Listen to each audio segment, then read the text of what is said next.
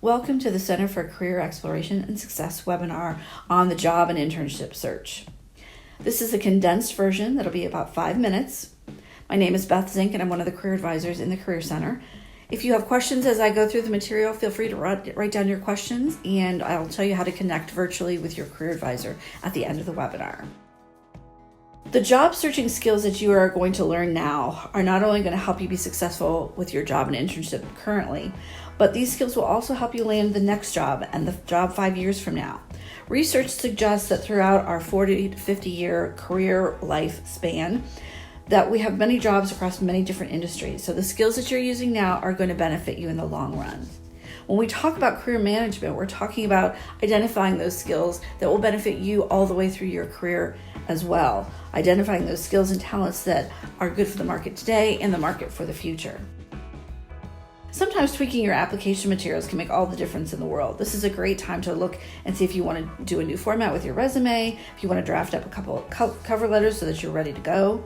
We really encourage you to look at the required skills in the job postings so that you know what the employers are looking for, and then give examples of what you've done that are related to what the employer is looking for. So for example, if they're looking for someone who has worked successfully on a team, make sure that you have a bullet point or mention that in your cover letter that you have teamwork experience. Transferable skills on the slide talk about, highlighting communication, critical thinking, and leadership in addition to that teamwork, and also highlighting some professional values that are important in the job search.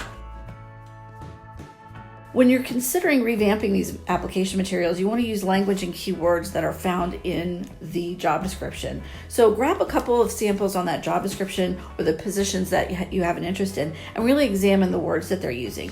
Incorporate those words and themes into your resume and your cover letter so that you really customize your application materials to the job that you're applying to.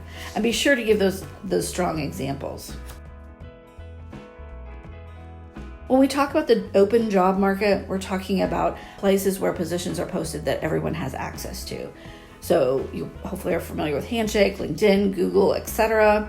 Also consider professional association listservs and employer websites. Those are great places that also might have jobs that you wouldn't normally find on some of the larger sites. When you're searching in the open market, what I would really have you focus on are broadening your search. Be careful of those keywords that might narrow it too much. You want to make sure that you indicate the different industries and functions in broader terms so that you get a better list of opportunities. You don't want to miss something because you were too narrow in your search. The slide is showing you right now a little snippet from LinkedIn that shows you how you can let LinkedIn know the types of areas that you're interested in. So keep aware of making those online profiles very targeted to what you're looking for so that positions that come available will come your way. And we do want to talk a little bit about the hidden job market because that is actually 70% of where the jobs are. And these are the places that we're describing that are not posted or not readily accessible. And generally, you really do need to know someone to know that these positions are available. So we're going to really highlight your network. As you can see by the pyramid, that network is a heavy influence all throughout the hidden job market. So how do you access the hidden job market? You use your network.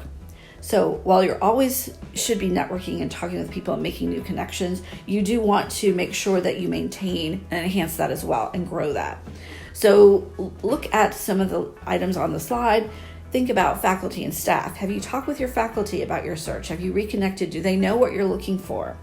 Our Miami alum are very loyal and very helpful, and there are 2 great ways listed there that you can connect with them.